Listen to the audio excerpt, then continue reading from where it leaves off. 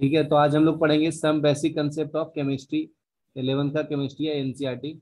तो देखो, जो अपना मैटर होता है तो उसको हम लोग कैसे डिफाइन कर रहे हैं करते हैं। देखो, anything that has mass and occupy space is called matter. ठीक है, तो अपने सराउंडिंग में जो सब्सटेंस है, जो मास जिसके पास होता है और स्पेस ऑक्यूपाई करता है, उसको हम लोग मैटर बोलते हैं। ठीक है, तो एग्जांपल में देखो, बुक होता है, तो बुक के पास मास होता है और स्पेस ऑक्यूपाई करता है, लाइक पेंसिल। ठीक है, pen, water, air, all living beings are composed of matter. ठीक है, तो ये मैटर जो है वो तीन फॉर्म में एग्जिस्ट कर सकता है। Matter can exist in three physical states like solid, liquid and gas. ठीक है, ये पॉइंट्स लिख लो पहले।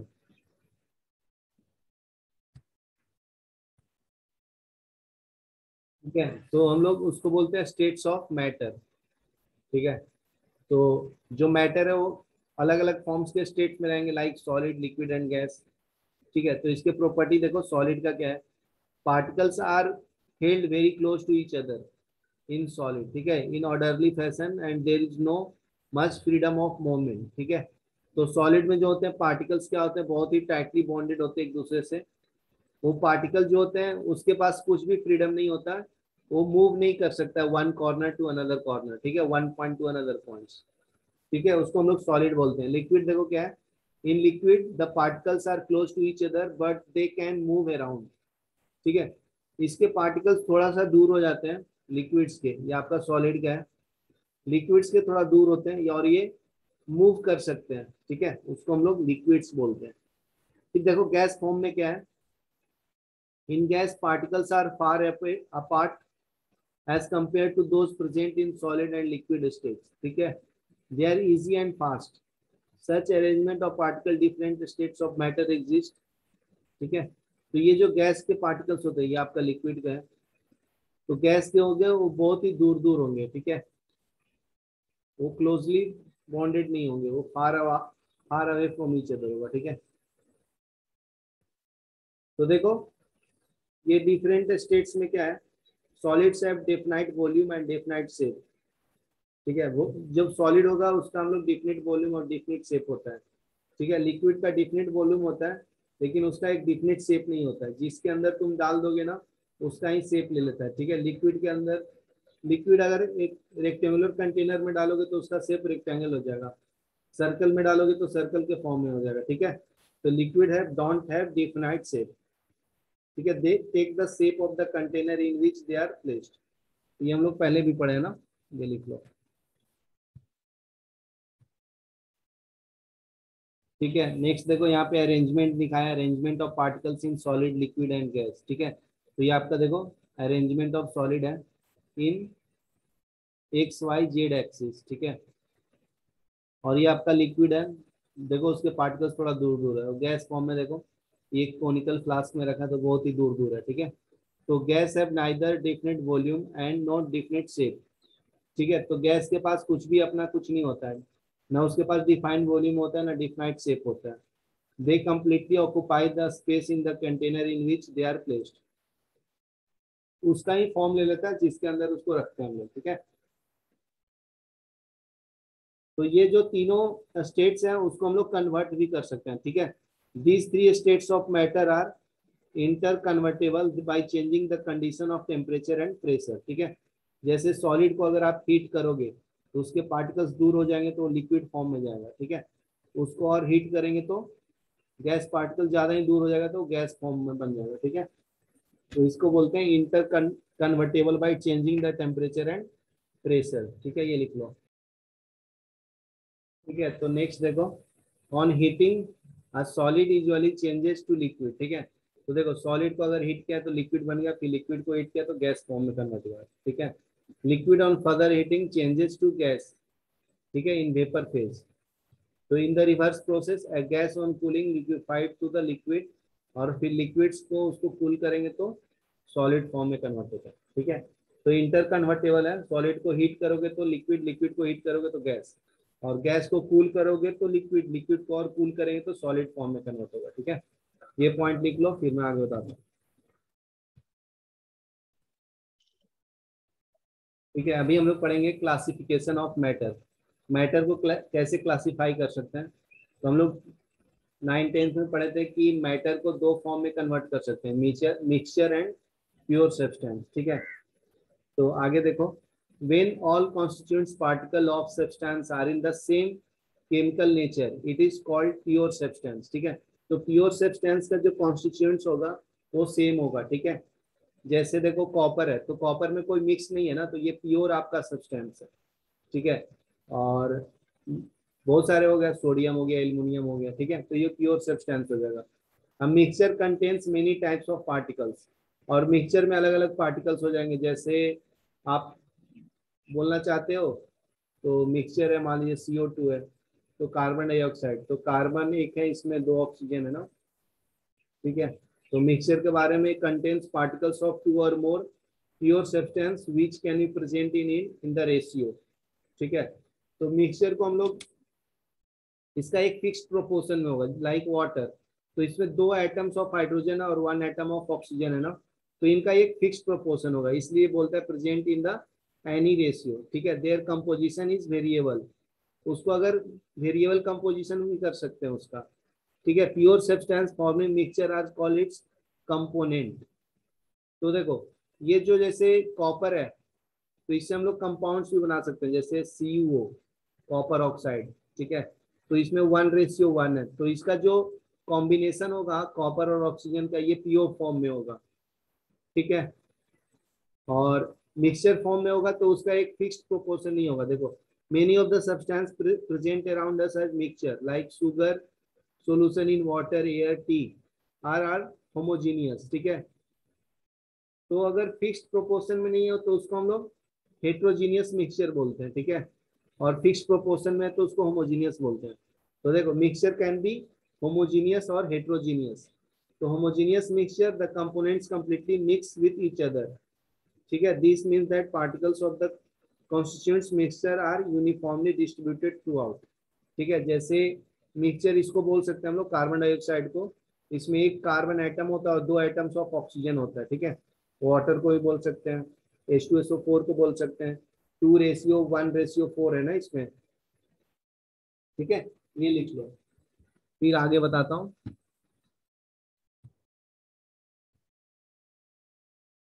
ठीक है, नेक्स्ट देखो, मैटर को 2 पार्ट्स में भी हम लोग डिवाइड किए थे, मिक्सचर एंड प्योर सब्सटेंस। ठीक है, तो मिक्सचर को फिर से सब डिवाइड किया, होमोजीनियस एंड हेट्रोजीनियस, और प्योर सब्सटेंस को 2 पार्ट्स में। ठीक है, एलिमेंट्स एंड कंपाउंड। ठीक है, तो होमोजीनियस का एग्जांपल दिया था CU2O, और हेट्रोजीनियस का देखो क्या होता है, जो एयर का कॉम्बिनेशन है वो हेट्रोजीनियस है ना, उसमें डस्ट पार्टिकल्स भी है। एलिमेंट्स का जैसे सिर्फ कॉपर ले लिया, और कंपाउंड का कॉपर ऑक्साइड। ठीक है, जैसे कार्बन डाइऑक्साइड भी लेता है।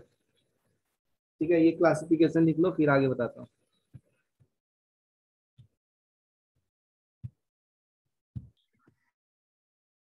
ठीक है, नेक्स्ट देखो, नेक्स्ट में क्या है, in heterogeneous the composition is not uniform, sometime different components are visible. ठीक है, तो हेट्रोजीनियस मिक्सचर में क्या है, अलग अलग टाइप्स का आपको कंपोनेंट्स दिखेंगे। ठीक है, देखो, a mixture of salt and sugar, grain and pulses with some darts। ठीक है, आर हेट्रोजीनियस मिक्सचर। तो शुगर एंड सॉल्ट का कॉम्बिनेशन करोगे तो हेट्रोजीनियस मिक्सचर है, ग्रेन्स एंड पल्सेस का। ठीक है, तो ये एग्जांपल लिख लो, फिर मैं आगे बताता हूँ। तो ये कंपोजिशन जो है हेट्रोजीनियस को हम लोग कौन से मेथड से अलग कर सकते हैं, फिजिकल मेथड से, like hand picking, filtration, crystallisation, distillation से। ठीक है, तो ये तो प्योर ऑब्टेंड करने के लिए मेथड हो गया मिक्सचर से। ठीक है, ये लिख लो। ठीक है, नेक्स्ट देखो, pure substance have characteristics different from mixture. ठीक है, तो प्योर सब्सटेंस का कैरेक्टरिस्टिक्स क्या होगा, मिक्सचर से अलग होता है। ठीक है, क्योंकि उसमें जो कंपोजिशन होता है फिक्स्ड क्वांटिटीज में होता है ना, जैसे प्योर मेटल है जैसे कॉपर, तो इसमें कोई मिक्सचर ही नहीं है, तो इसका प्रॉपर्टी अलग होगा ना from mixture. Constituents particle of pure substance है फिक्स्ड कंपोजिशन। ठीक है, अगर प्योर सब्सटेंस है तो उसमें अगर मिक्स मिक्स भी रहेगा तो फिक्स्ड प्रोपोर्शन में होगा। जैसे कॉपर ऑक्साइड हो गया, वाटर हो गया, तो ये कॉम्बिनेशन जो होता है वो हमेशा फिक्स होगा, चेंज नहीं होगा, ठीक है। जैसे एग्जांपल में दिया है copper, silver, gold, water, glucose, ठीक है, ये सब एग्जांपल्स ऑफ प्योर सब्सटेंस है, ठीक है। नेक्स्ट है देखो, glucose contain carbon, hydrogen, oxygen in the fixed proportion, ठीक है, तो इसको हम लोग बोलेंगे प्योर सब्सटेंस, ठीक है। और दूसरा एग्जांपल जो है, ठीक है, उसको हम लोग प्योर सब्सटेंस को दो पार्ट्स में डिवाइड किया था अभी, एलिमेंट्स एंड कंपाउंड्स, ठीक है। Particles of an element constitutes of only one type of atom. तो प्योर सब्सटेंस होगा तो उसमें एक ही एटम होगा, जैसे कॉपर में एक ही एटम है ना, कॉपर ही एटम ही है, ठीक है। हाइड्रोजन लेंगे तो हाइड्रोजन एटम ही है, इसको हम लोग प्योर सब्सटेंस बोलते हैं। दीज पार्टिकल्स में एग्जिस्ट एट एटम और मोलिक्यूल्स, ठीक है। ये एटम के फॉर्म में भी हो सकता है, मोलिक्यूल्स के फॉर्म में भी हो सकता है, जैसे हाइड्रोजन गैस के फॉर्म में हो सकता है, ऑक्सीजन के फॉर्म में हो सकता है, ठीक है, O2 के फॉर्म में हो सकता है। तो ये एटम्स या मोलिक्यूल्स के फॉर्म में एग्जिस्ट करता है, ठीक है, प्योर सब्सटेंस, ठीक है। ये लिख लो, फिर आगे बताता हूँ,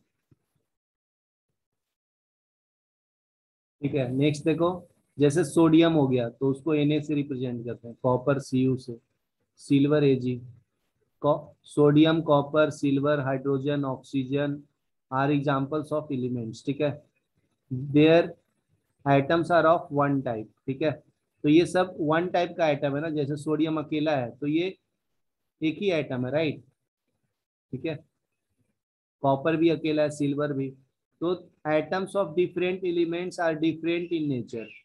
तो ये जैसे सोडियम का प्रॉपर्टी कॉपर के प्रॉपर्टी से अलग होगा ना, कि ये डिफरेंट एटम है क्योंकि ये डिफरेंट एटम है, ठीक है। हर इंसान जैसे अलग होता है उसी तरह से एटम्स भी दूसरे एटम से डिफरेंट होगा, ठीक है। सच एज सोडियम और copper contain atoms their constituents particle, ठीक है। तो ये atoms of sodium and copper एक दूसरे से डिफरेंट होंगे, ठीक है। तो constituents particle are molecules which are formed by two or more atoms. जैसे वाटर मॉलिक्यूल्स बनाते हैं तो इसमें हाइड्रोजन एटम दो लगता है और एक ऑक्सीजन एटम लगता है ना, तो ये अलग, जब ये मॉलिक्यूल्स बना रहा है वाटर मॉलिक्यूल्स, तो इसमें दो टाइप्स के एटम्स लगे हैं आपको, हाइड्रोजन एटम और एक ऑक्सीजन एटम, ठीक है। नेक्स्ट देखो, hydrogen, nitrogen, oxygen gases constitutes of the molecules in which atoms combine to give their respective molecules. जैसे देखो हाइड्रोजन गैस मॉलिक्यूल्स बनता है, तो हाइड्रोजन हाइड्रोजन आपस में मिलके ये गैस मॉलिक्यूल्स बनाते हैं ना, हाइड्रोजन गैस। और ऑक्सीजन का भी देखो, ऑक्सीजन आपस आपस में मिलकर O2 बनाता है, ठीक है। तो ये एटम्स आपस में मिलके, जब दो एटम्स आपस में कंबाइन होकर बनते हैं तो उसको बोलते हैं हम लोग मोलिक्यूल्स, ठीक है। तो ये लिख लो, फिर मैं आगे बताता हूँ, ठीक है। नेक्स्ट देखो, ये देख सकते हो आपकी जो एटम्स का साइज है ना वो इंक्रीज हो रहा है, दिख रहा है, क्यों? क्योंकि हाइड्रोजन के पास एक ही इलेक्ट्रॉन्स होता है, एक ही प्रोटॉन होता है, तो स्मॉल साइज होगा ना, एक ही ऑर्बिट है। ऑक्सीजन के पास देखो 8 एटॉमिक नंबर होता है, तो दो ऑर्बिट्स होंगे, फर्स्ट और सेकंड, ठीक है। नाइट्रोजन के पास 7 होता है, तो दो ऑर्बिट्स आएंगे, 2,5, राइट। कॉपर का 29 होता है, तो बहुत सारे 3 से 4 ऑर्बिट्स हो जाएंगे। सोडियम के पास 11 इलेक्ट्रॉन्स है, तो 3 ऑर्बिट्स आता है, ठीक है। तो ये नंबर ऑफ एटम्स ये आपका इंक्रीज होगा, नंबर ऑफ इलेक्ट्रॉन्स इंक्रीज होने के कारण, ठीक है। ये लिख लो, फिर मैं आगे बता देता हूँ, ठीक है। नेक्स्ट देखो, हाइड्रोजन एटम के साथ मिलकर हाइड्रोजन मोलिक्यूल्स देता है, ठीक है। तो जैसे बताया था कि हाइड्रोजन के लास्ट ऑर्बिट में एक इलेक्ट्रॉन्स होता है, दूसरा हाइड्रोजन एटम्स के लास्ट ऑर्बिट में एक इलेक्ट्रॉन्स होता है, ठीक है। तो ये आपस में कंबाइन करके हाइड्रोजन मोलिक्यूल्स दे देता है, ठीक है। तो उसी तरह से ऑक्सीजन की भी देखो, ऑक्सीजन का एटॉमिक नंबर 8 होता है, तो 2,6, तो 6 है तो इसको दो इलेक्ट्रॉन चाहिए, 1 2 3 4 5 6। दूसरा ऑक्सीजन एटम देखो, 1 2 3 4 5 6, तो इसको दो इलेक्ट्रॉन चाहिए, तो आपस में शेयरिंग करके O2 मोलिक्यूल्स बना लेते हैं, ठीक है। तो atom of oxygen, atom of another oxygen, ठीक है, आपस में मिलके O2 मोलिक्यूल्स बना देते हैं, ठीक है। When to or more atoms of different elements combine together in a fixed ratio of the molecules, compound is obtained, ठीक है।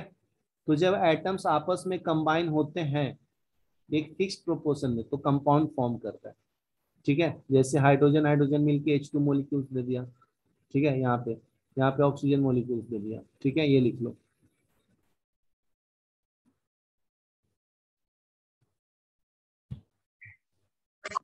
ठीक है, नेक्स्ट देखो, नेक्स्ट पॉइंट क्या है, जो कंपाउंड जब फॉर्म हो जाता है ना एटम से, तो उसको हम लोग सेपरेट इजिली नहीं कर सकते हैं, cannot be separated into simpler substance by physical method. ठीक है, दे सेपरेटेड बाय केमिकल मेथड।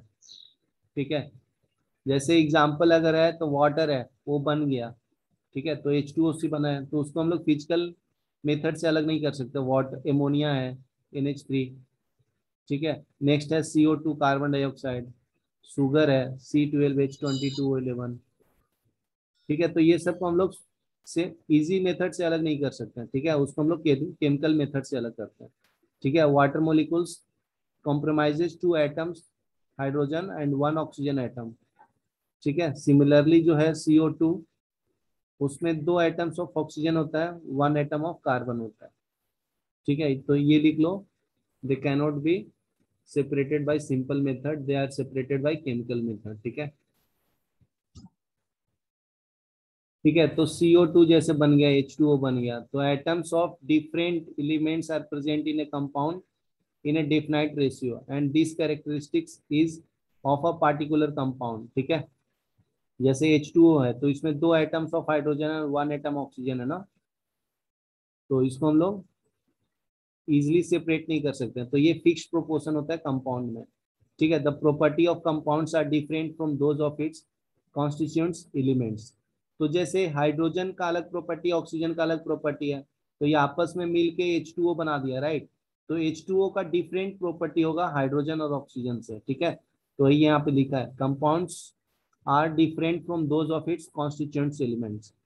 ठीक है, जैसे hydrogen and oxygen are gases, whereas the compounds formed by their combination water is a liquid। ठीक है, तो हाइड्रोजन गैस जो है वो गैस फॉर्म में होता है और ऑक्सीजन भी गैस फॉर्म में होता है। जब ये आपस में कंबाइन करके वाटर बनाते हैं तो ये तो लिक्विड फॉर्म में होता है ना। तो देख सकते हैं कि गैस का प्रॉपर्टी अलग होता है और लिक्विड का प्रॉपर्टी यही होता है, अलग होता है ना। तो इसको हम लोग बोलते हैं compounds which is different from the elements. ठीक है, जैसे hydrogen bonds with a pop sound, oxygen is a supporter for the combustion, but water is a fire extinguisher.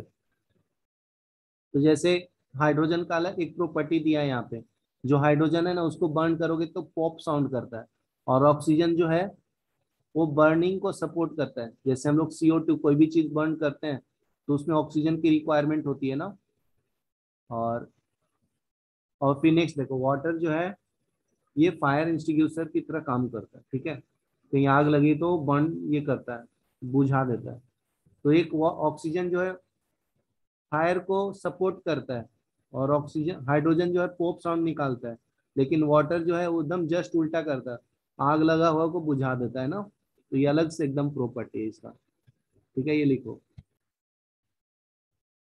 ठीक है, नेक्स्ट जो है अपना नेक्स्ट टॉपिक आता है properties of matter and their measurements. ठीक है, तो मैटर को तो मैं बता दिया, सॉलिड लिक्विड गैस होता है, फिर फर्दर डिवाइड करते हैं मिक्सचर और प्योर सब्सटेंस में। ठीक है, तो ये सब का प्रॉपर्टी होगा ना कुछ, तो every substance has unique and characteristics property. ठीक है, तो इसको हम लोग दो पार्ट्स में डिवाइड करते हैं, physical properties and chemical properties. तो फिजिकल प्रॉपर्टीज में कौन कौन सा आता है, कलर आता है, ऑर्डर आता है, मेल्टिंग पॉइंट, बॉइलिंग पॉइंट, ठीक है, डेंसिटी, इसको हम लोग फिजिकल प्रॉपर्टीज बोलते हैं। केमिकल प्रॉपर्टीज में देखो, लाइक कंपोजिशन, वो कौन कौन से एलिमेंट से बना है, कंबस्टिबिलिटी, एक्टिविटी, एसिड, बेसिक नेचर, इसको हम लोग केमिकल प्रॉपर्टीज बोलते हैं। ठीक है, तो फर्स्ट हम लोग पढ़ेंगे फिजिकल प्रॉपर्टीज के बारे में। तो physical property can be measured or observe without changing the identity or composition of the substance. ठीक है, measurement or observation of chemical substance require chemical change to occur. ठीक है, तो फिजिकल प्रॉपर्टी तो हम लोग डायरेक्ट आइडेंटिफाई कर सकते हैं। ठीक है, लेकिन केमिकल कंपोजिशन जो होता है वो केमिकल चेंज का रिक्वायरमेंट के बारे में देखता है। तो measurement of physical property doesn't require any occurrence of chemical change. ठीक है, तो फिजिकल प्रॉपर्टी हम लोग डायरेक्ट मेजर कर सकते हैं without change of its chemical composition. ठीक है, हाँ तो ये पहले लिख लो फिर आगे बताता हूँ। हाँ ठीक है, नेक्स्ट केमिकल प्रॉपर्टीज का बारे में बता रहा था। तो these properties includes acidity, basicity, combustibility. ठीक है, केमिकल प्रॉपर्टीज में क्या क्या आएगा? एसिडिटी, बेसिसिटी आएगा। ठीक है, chemist describes the interpret and predict the behaviour of substance on the basic knowledge of their physical and chemical properties which are determined by careful measurements and experiments। ठीक है, तो केमिकल प्रॉपर्टीज को हम लोग कैसे चेक करते हैं? Acidity, basicity जो होता है नेचर शो करता है। ठीक है, और जो केमिस्ट बताता है उसके बारे में। ठीक है, तो उसके अनुसार उसके बिहेवियर से पता चलता है वो केमिकल कंपोजिशन। ठीक है, ये 2 पॉइंट्स खाली लिखो, एसिडिटी, बेसिसिटी एंड कंबस्टिबिलिटी। इसमें देखो क्या बोलता है कि मेजरमेंट ऑफ फिजिकल क्वांटिटीज जो है ना, वो साइंटिफिक इन्वेस्टिगेशन के थ्रू हम लोग उसको मेजर करते हैं। जैसे लेंथ के थ्रू, एरिया के थ्रू, वॉल्यूम के थ्रू। तो ये इसको हम लोग क्वांटिटेटिव नेचर ऑफ मैटर बोलते हैं। ठीक है, जैसे लेंथ हम लोग रूम का मेजर कर सकते हैं, 6 मीटर है, 12 मीटर है, कितना। ठीक है, तो इसको 2 different types of system of measurements बोलते हैं, इंग्लिश सिस्टम और मेट्रिक सिस्टम। ठीक है, ये दो 2 टाइप्स का डिफरेंट टाइप्स ऑफ सिस्टम्स होता है। ठीक है, ये लिख लो खाली। तो हम लोग उस सिस्टम को बोलते हैं international system of unit, SI. ठीक है, तो ये ली सिस्टम प्रिंसिपल, डी यूनिट्स बोलते हैं। ठीक है, तो 11th general conference of weight measures, CGPM, for conference general डाइज पॉइंट सेट मेजर्स। ठीक है, is intergovernmental treaty organisation है। तो उन्होंने ऐसे यूनिट्स दिया था। तो 7 बेसिक फंडामेंटल्स ऑफ यूनिट्स है। These units pertain to several fundamental scientific quantities. ठीक है, तो देखो यहाँ पे लेंथ है, तो उसको हम लोग एल से रिप्रेजेंट करते हैं। उसका यूनिट मीटर होगा। ठीक है, तो MITRE पूरा फॉर्म है। मास का स्मॉल m है, किलोग्राम। इसका यूनिट्स है। टाइम को सेकेंड में मेजर करते हैं, इलेक्ट्रिक करंट को एम्पियर में, थर्मोडायनेमिक टेम्परेचर को केल्विन में, अमाउंट ऑफ सब्सटेंस मोल में, ल्यूमिनस इंटेंसिटी कैंडेला में। ठीक है, तो ये लिख लो, 7 फंडामेंटल यूनिट्स है। ठीक है, नेक्स्ट देखो, मास एंड वेट। तो mass of substance is the amount of matter present in it. ठीक है, तो कोई सब्सटेंस है या मैटर है, उसका कितना वेट होता है, तो उसको हम लोग मास बोलते हैं। ठीक है, नेक्स्ट है weight. Weight is the force exerted by gravity of an object. तो जैसे W equal to weight equal to mass into acceleration due to gravity लिखते हैं ना। तो ये वेट अगर तो आप बोलते हो तो उसमें फोर्स को multi, weight equal to mg हो जाता है। ठीक है, तो ये वेट जो है एक्चुअली फोर्स हो गया। ठीक है, तो weight is the force exerted by gravity on the object. ठीक है, तो mass of substance is constant, whereas weight may vary from one place to another due to the change in the gravity। ठीक है, तो मास तुम्हारा same हो सकता है जैसे 70 kg, लेकिन अगर तुम्हें बोलूं कि वेट तुम्हारा अर्थ पे अलग होगा, मून पे अलग होगा। ठीक है, तो क्यों होता है? Due to gravity of the planet. ठीक है, तो ये दोनों डिफरेंस है मास और वेट में, ये लिख लो फिर मैं आगे बताता हूँ।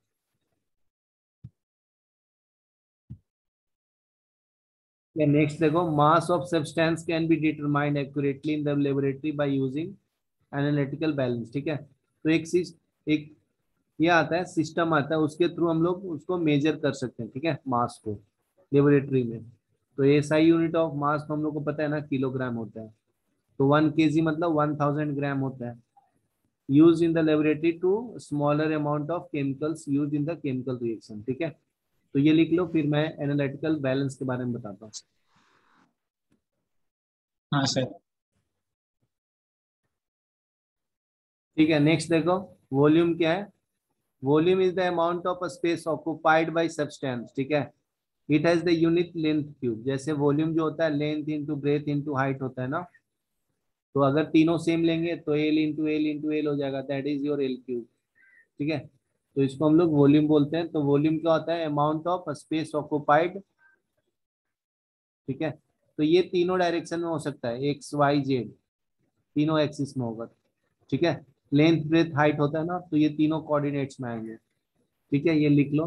देखो यहाँ पे देख सकते हो, ये आपका एक क्यूब बनाया, तो ये आपका लेंथ हो गया, तो इधर ये ब्रेड्थ हो गया, ये हाइट हो गया ना।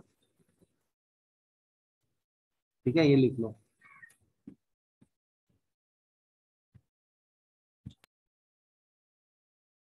ठीक है, ये देखो एनालिटिकल बैलेंस बनाया, उसका सेटअप है। ठीक है, ये इसको बोलते हैं पॉइंटर एंड स्केल, इसको बीम रिलीज बोलते हैं, पैन रिलीज है, ये लेवलिंग स्क्रू है। ठीक है, ये इसको लेवल करता है एनालिटिकल बैलेंस को। ठीक है, ये पैन है, यहाँ पे आप सब्सटेंस रखते हो बैलेंस करने के लिए, ये आपका बीम करके बताएगा। ठीक है, तो ये एनालिटिकल बैलेंस है, उसके थ्रू आप मेजर कर सकते हो मास ऑफ द सब्सटेंस। ठीक है, ये लिख लो, लिखना नहीं है, बस समझ लो एक बार।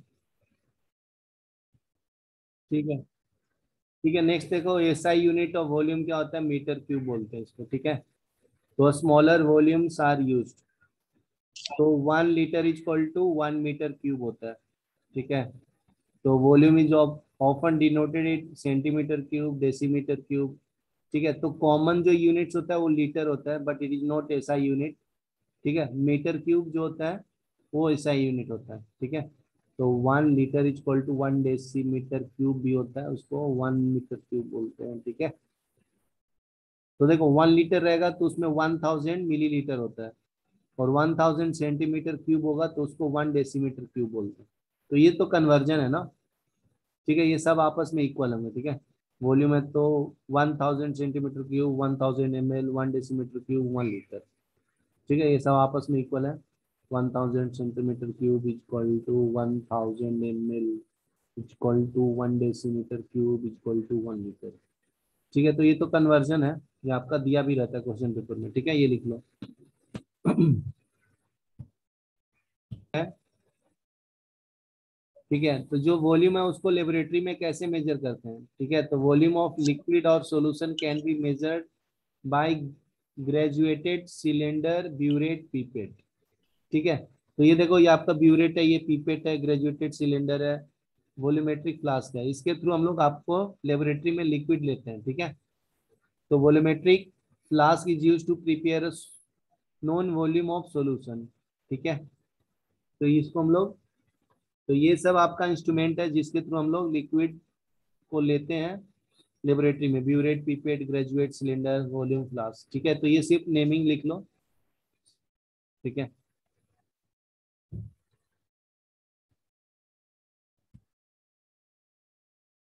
ठीक है, नेक्स्ट देखो, डेंसिटी है। टू टू प्रॉपर्टीज, जैसे मास और वॉल्यूम जो है ना, वो कैसे रिलेटेड है डेंसिटी से। तो डेंसिटी इक्वल टू होता है मास अपन वॉल्यूम, तो density of substance is the amount of mass per unit volume. ठीक है, तो ये ऐसा यूनिट ऑफ डेंसिटी हम लोग ऑब्टेन कर सकते हैं ना, डेंसिटी को हम लोग रो से रिप्रेजेंट करते हैं, तो मास का यूनिट केजी हो गया, वॉल्यूम का यूनिट मीटर क्यूब हो गया, तो केजी पर मीटर क्यूब क्या हो गया आपका, डेंसिटी का यूनिट हो गया। ठीक है, this unit is quite large and chemist often express density in gram per centimetre cube. ठीक है, where mass is expressed in the gram and volume is expressed in the centimetre cube. ठीक है, तो density का unit KG per metre cube हो गया, तो ये लेबोरेटरी में जब यूज करेंगे तो ये बड़ा यूनिट है ना, तो छोटा यूनिट जो यूज करते हैं वो ग्राम पर सेंटीमीटर क्यूब होता है, डेंसिटी का दूसरा यूनिट। ठीक है, तो डेंसिटी क्या बताता है, density of a substance tell us about how closely its particle are packed. तो डेंसिटी जितना क्लोजली पैक्ड होगा पार्टिकल्स, उसका डेंसिटी उतना ही हाई होगा। If density is more, it means particles are more closely packed. ठीक है, ये लिख लो, जिसका डेंसिटी ज्यादा होगा तो उसका पार्टिकल्स जो होते हैं नजदीक नजदीक होगा।